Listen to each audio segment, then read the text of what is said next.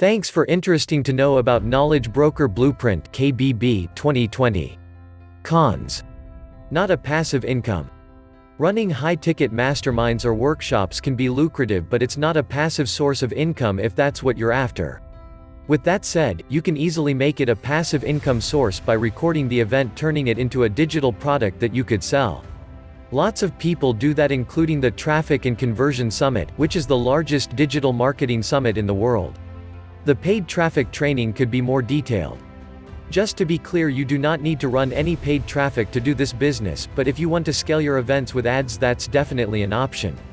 Click the link below in this video for more new updates. I found that the videos on Facebook and YouTube ads to be very good, however, I'd think they could add a few more videos on how to optimize the campaigns after you launch them. My PPC guy communicated this to the KBB team and they told him that they've beefed up that section and are going to be adding it to the course. Thanks for watching this video. Subscribe our channel for more new updates.